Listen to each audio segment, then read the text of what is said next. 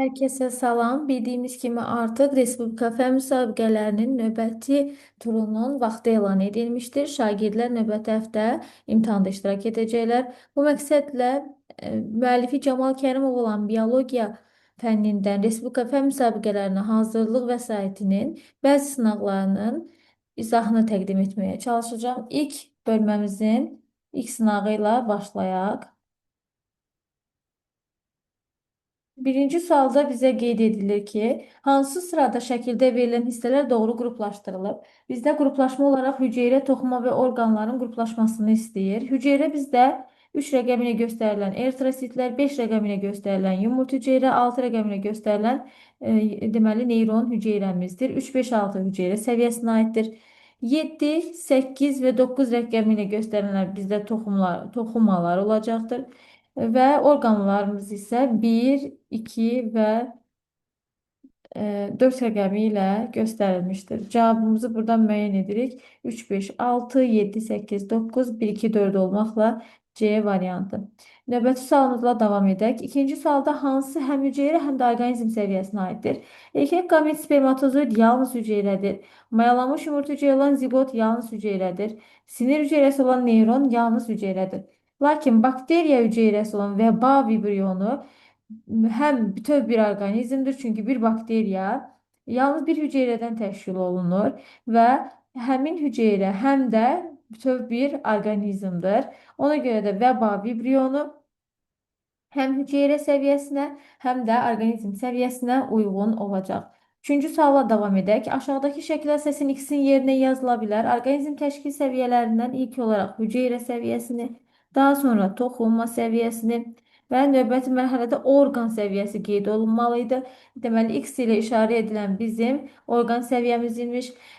Daha sonra orqanlar sistemi və tam orqanizm təsvir edilmişdir. Bizə X ilə göstərilən hissə lazım idi. Burada orqan müəyyən etmiş olduq. Dördüncü sualla davam edək. Hansı hüceyrə orqanoidinə canlıların bütün aləmlərinin nümayəndələrində rast gəlmək olar? Biz bilirik ki, ribosom canlıların 4 aləminin 4-ündə də mövcuddur. Mitoxondri bakteriyada mövcud deyil. Vakol göbələkdə ehtiyac şirə toplayan, bitkidə ehtiyac şirə toplayan, heyvanda həzm, ifrazat vakol olmaqla 3 aləmdə mövcuddur. Bakteriyada yoxdur. Plastidlər yalnız ali bitkilərdə mövcuddur. Lakin ribosom canlıların 4 aləminin 4-ündə də var. 5-ci sualla davam edək. Bir bakteriya növünün deməli olduğu mühitdə müəyyən bir müddətdə say artımı müşahidə edilmişdir və sonra şərtin davamında qeyd edilir ki, qrafik əsasla müəyyən etməliyik. Ən çox say artımı harada olmuşdur? Mən baxıram ki, 0, deməli, daha doğrusu birinci, ikinci zaman aralığında fərd sayı 50 vahid artmışdır. 2-3-cü zaman aralığında fərd sayında dəyişiklik müşahidə edilməmişdir. 3 və 4 zaman aralığında fərd sayı 50-dən özünü 70-ə çatdırmışdır. Yəni, burada fərd sayında 20 ədəd artım müşahidə edilmişdir. Bura qədər əlverişli mühitdir deyə bilərik. Lakin 4-cü hissədən sonra, yəni 4 ilə göstərilən hissədən sonra artıq biz 4-5 zaman aralığında fərdlərin sayında azalma müşahidə edirik. 20 vahid azalır. 5-6 zaman aralığında stabil şəkildə davam edir. 6-7 zaman aralığında da fərd sayında azalma müşahidə edirik. Bizə lazımdır ən çox artım harada baş vermişdir? Təbii ki, burada ən pik həddə 3-4-cü zaman aralığının sonunda çatıb. Lakin sayının hansı zaman aralığında ən çox artımı desə, biz 1-2 zaman aralığında 0-dan 50-yə qalxdığını görürük. Lakin 3-4 aralığında isə 50-dən 70-ə cəmi 20 vahid qalxmış olur. Ona görə ən çox artımı 1-2 zaman aralığında görmüş olacaq. 6-cı suala davam edək. Eylerven diaqramına əsasən uyğunluğu müəyyən edin. Bitki və heyvan hüceyrəsi təqdim edilmişdir və uyğun xüsusiyyətləri qeyd edək. Nazik hüceyrə qılafına malik olan heyvan hüceyrəsidir. Heyvanlarda glikokalix mövcuddur. Xarici qılaf nazikdir, elastikdir. Bitkilərdə isə hüceyrə divarı mövcuddur.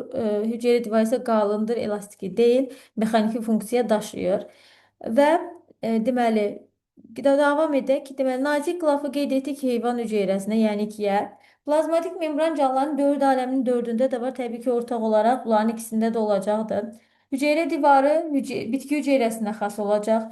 Ribosom dörd aləmin dördündə də mövcuddur. Nüvə, bitki və heyvan hüceyrəsi verilib. Hər ikisi evkaryotdur. Hər ikisində nüvə olacaq. Cavabımızı buradan müəyyən edək. 1-ə C, 2-yə A, 3-ə B, D, Y qeyd edəcəyik. 7-ci sualla davam edək. Şəkildə verilən canlının aid olduğu aləmin nümayəndələri haqqında hansı fikir yanlışdır? Bu bakteriya hüceyrəsidir.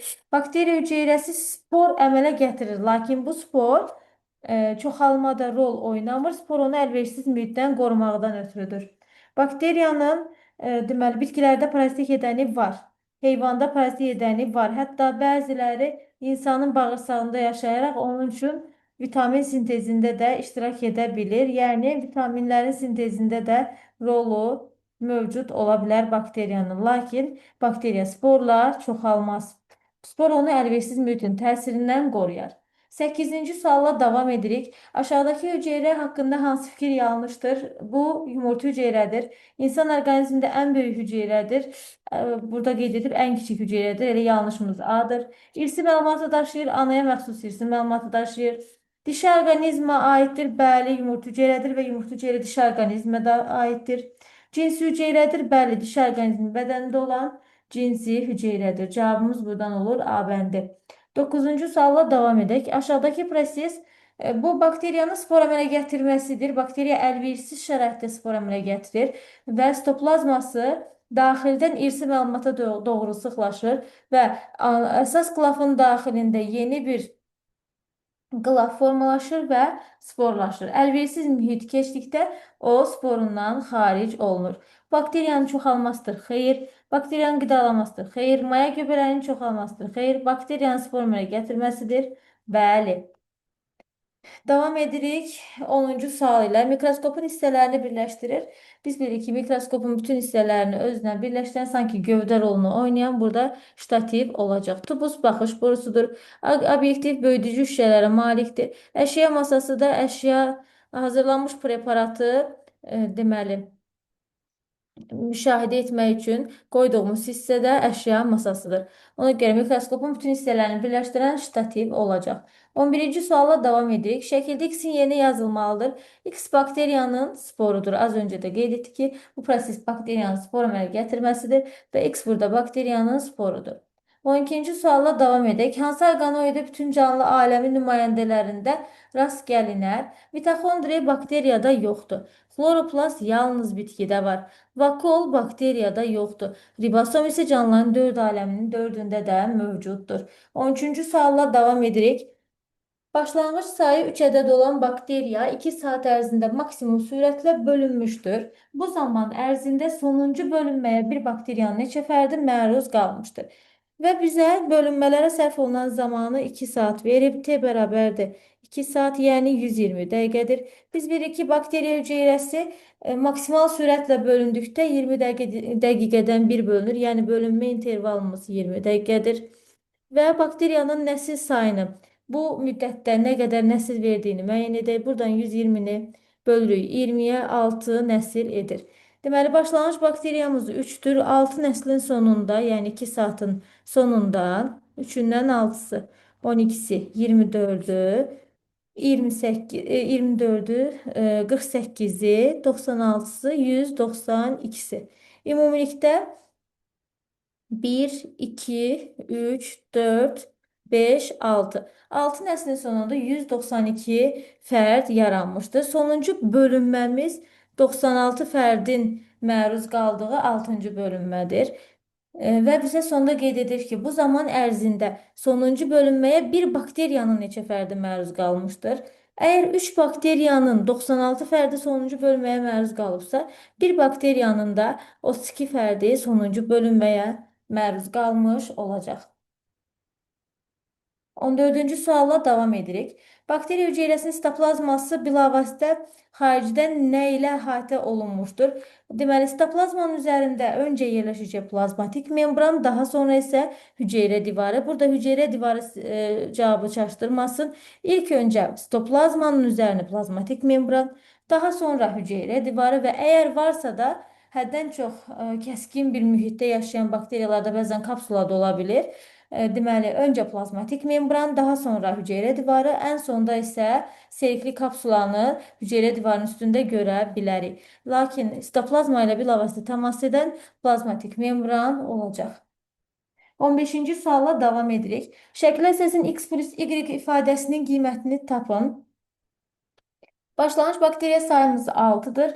Bölünməyə sərf olunan zamanımız 1 saatdır, yəni 60 dəqiqədir. Əgər 60 dəqiqə e, belə deyək ki, ümumi bölünməyə sərf olunan zamanımızdırsa, bir bakteriyanın, daha doğrusu bir bölünmənin baş verməsinə 20 dəqiqə vaxt lazımdır. Bu bizə 3 nəslin verəcəyi anlamına gəlir. Yəni 3 nəsil yaranmış olacaq. Deməli, 6 başlanğıc bakteriyadan birinci 20 dəqiqə ərzində 12 fərd, ikinci 20 dəqiqə ərzində 24 fərd, üçüncü 20 dəqiqə ərzində isə 48 fərd yaranmış olacaq. Deməli, üçüncü bölünməyə məruz qalanı qeyd edir. Biz də 24 fərdimiz üçüncü bölünməyə məruz qalandır. Və həmin x ikinci hissədə bölünməyə daxil olan bakteriya sayıdır. X-imiz 24-dür və 2 saatdan söhbət gedir. Lakin burada üçüncü bölünməyə məruz qalanı istəyir bizdən. Deməli, 2 saat ərzində ümumi 120 dəqiqədə 6 nəsil formalaşmalıdır. Başlayaq. Deməli, 24 bakteriyamız bizim başlanğıc bakteriyamızdır. İlk 20 dəqiqənin sonunda 48-ini, daha sonra 96-sını, 192-si, 384-ü, daha sonra deməli 768-i və nəhayət 1536-sı. 1, 2, 3, 4, 5, 6. 6 nəslin sonunda 1536 fərd yaradır. Bu, sonda əmələ gələn bakteriya sayıdır. Bu isə bizim başlanğıc bakteriyamızın sayıdır. Bizə nəyi qeyd edir? Sadəcə 3-cü bölünməyə məruz qalanı istəyir. Əslində bu sualda sona qədər nəsillərə müvafiq sayı yazmağa ehtiyacımız yox idi. Çünki 3-cü bölünmədə dayanmağı tələb edir bizdən. 3-cü bölünməyə məruz qalan bakteriya sayımız isə 96-dır. Deməli, x-imiz 24, y-imiz 96-dır. Bu cəm bizə verəcək 120. Davam edirik 16-cı sual ilə.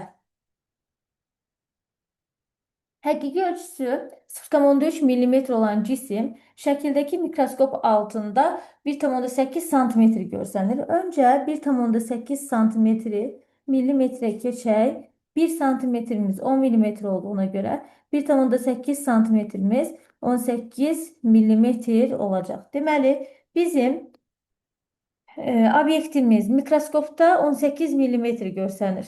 Bu cismin mikroskopda görünən ölçüsüdür. Cismin mikroskopda görünən ölçüsüdür.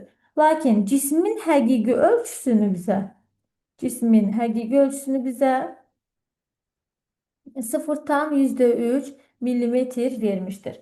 Mikroskopun böyütmə dərəcəsini tapmaq üçün belə hazır düstur kimi qeyd edə bilərsiniz. Bunu mikroskopun böyütmə dərəcəsini tapmaq üçün cismin mikroskopda görünən ölçüsünə deyək ki, x desək, cismin həqiqi ölçüsünü də y götürsək, mikroskopun böyütmə dərəcəsi bərabərdir. Cismin mikroskopda görünən ölçüsü bölək cismin həqiqi ölçüsü, yəni x-in y-ə nisbəti. Bu, belə deyək, mikroskopun böyütmə dərəcəsinin bir düsturudur. Digər bir düsturu isə burada heç ifadə etməsəz belə olar, elə birbaşa da qeyd edə bilərsiniz. Mikroskopun böyütmə dərəcəsi bərabərdir. Cismin mikroskopda görünən ölçüsü üzərinə gəlsin cismin həqiqi, daha doğrusu bölünsün cismin həqiqi ölçüsü. Mikroskopun böyütmə dərəcəsinin ikinci tapılma düsturu isə obyektivin böyütmə dərəcəsini okuliyara vurmaqla tapmış olacaq. Öncə biz məsələnin birinci hissəsində bu mikroskop baxılan cismi neçə dəfə böyüdüb onu tapaq.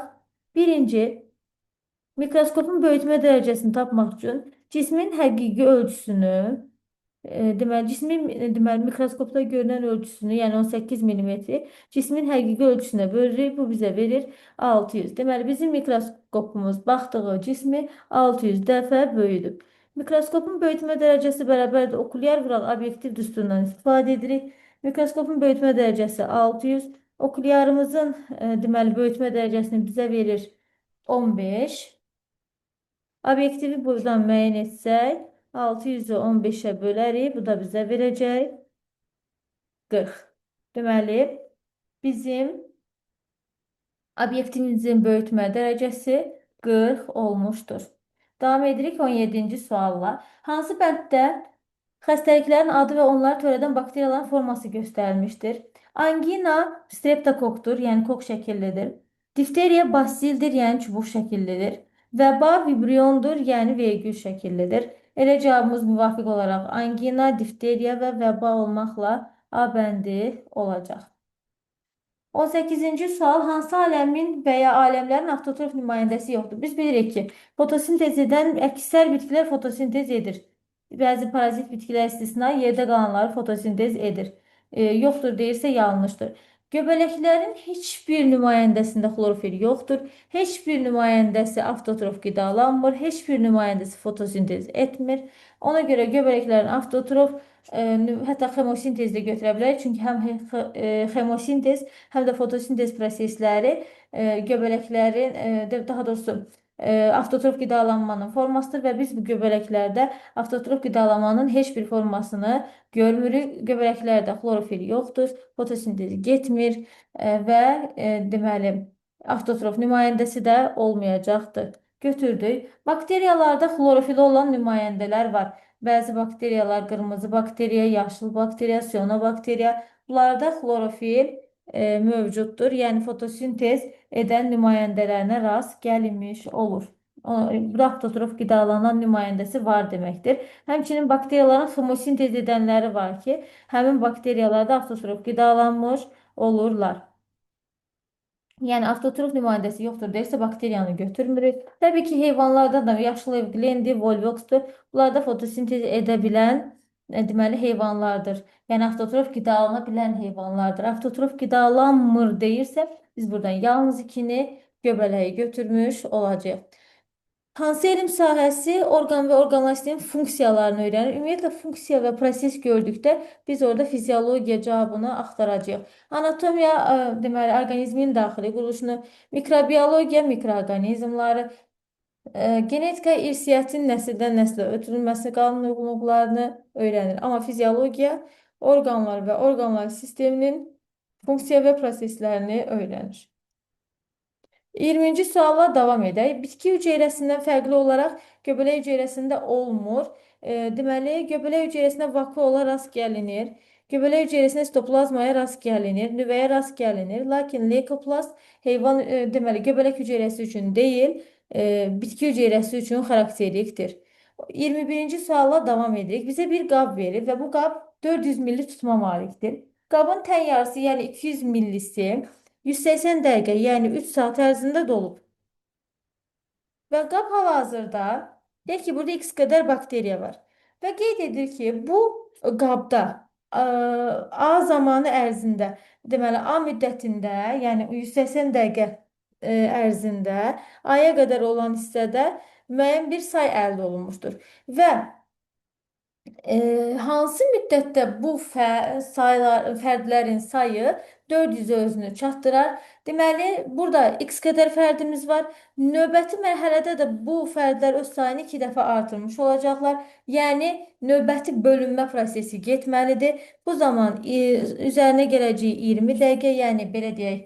Deyək ki, burada 100 bakteriya varsa, bu 100 bakteriya 200-ə çatmaq üçün bir 20 dəqiqəlik proses getməlidir, yəni bölünmə baş verməlidir. Bir dəfə 20 dəqiqəlik zaman ərzində 2 dəfə bölünüb sayını 200-ə çatdırmalıdır. Misal üçün. İndi burada da şərti olaraq verir. Deyək ki, x qədərdir. Öz sayını 2x-ə çatdırması üçün növbəti bir 20 dəqiqəyə ehtiyac var. Ümumilikdə bizim 200 nəyimiz olacaq? Bu qabın tam dolmasına sərf olunan zamanımız.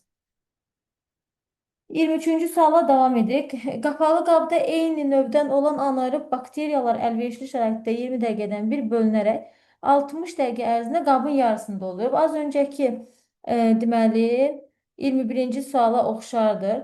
Qabın yarısı əgər 60 dəqiqəyə dolubsa, yəni 1 saata dolubsa, bu yarısı deyək ki, x qədərdir. Əgər bu isə 60 dəqiqəyə dolubsa, bizim bu sayı 2 dəfə artırmağımız üçün növbəti bir 20 dəqiqəyə ehtiyacımız var. Və bu zaman ümumilikdə bölünməyə 80 dəqiqə vaxt sərf olunmuş olacaq. Yəni qabın tam dolmasına 80 dəqiqə vaxt sərf olunacaq. Qabın tən yarısı 60 dəqiqəyə dolur və mövcud bakteriyaların sayını 2 dəfə artırması üçün, yəni tamamının dolması üçün növbəti bir 20 dəqiqəyə də ehtiyacımız olacaq və cavabımız olur 60 üzərinə gəlsin 20, 80 dəqiqə. 24-cü suala davam edirik. Əlverişli şəraitdə 3 ilkin bakteriya 2 saat ərzində maksimum sürətlə bölünmüşdür. Bu zaman ərzində iki bakteriyanın neçə fərdi bölünməyə məruz qalar? Biz bildik ki, artıq 120 dəqiqədən bir bölünür. İntervalımız 20 dəqiqədir. 6 nəsildən söhbət gedir. Bu zaman ərzində iki bakteriyanın neçə fərdi bölünməyə məruz qalar? Öncə 3 bakteriya 6'sını, 12'sini, 24'ünü, 48'ini, 96'sını ve 192'sini olmakla deməli 192 fərd olmaqla yaratmış oldu. Bu bizim NT-mizdir. Bu isə bizim N sıfırımızdır. Başlanğıc bakteriya sayımız 3 idi. Sonda əmələ gələn bakteriyamız isə 192-dir. Və bizə nəyi qeyd edir? Bu zaman ərzində 2 bakteriya neçə fərdi bölünməyə məruz qalmışdır. Ümumilikdə bölünməyə məruz qalanları necə tapacaq? Ya sondan başlanğıcı çıxmalıyıq. NT çıxaq N0 deyərik. Bu olacaq 192 çıxaq 3, 189. Deməli, bizim bölünməyə məruz qalan fərdlərimiz 189 ədəddir ümumilikdə. Deməli, 3 fərdin 189 ədədi bölünməyə məruz qalmışdır. Bəs 2 fərdin neçəsi bölünməyə məruz qalar? Bu da olacaq. Deməli, 126. Bu da olur bizdə A bəndi. 25-ci sualla davam edək. Bakteriya hüceyrəsinin spor əmələ gətirməsində şərait yaratmayan mühiti müəyyən edin. Biz bilirik ki, spor əlverişsiz mühitdə yaranır və əlverişli bir mühit sporun əmələ gəlməsində rol oynamaz. Qida çatışmazlığı rol oynayır. Burada şərait yaratmayan, yəni əlverişli bir mühit axtarmalıyıq. Qida çatışmazlığı əlverişsizdir, spor yarana bilər. Yüksək temperatur əlverişsizdir, spor yarana bilər. Aşağı temperatur əlverişsizdir, spor yarana bilər. Əlverişli mühitdə spor yaranmır deyəcəyik. Bu bizdə deməli respublika fənn müsabiqələrinə deməli məxsus olan birinci sınağın izahı idi.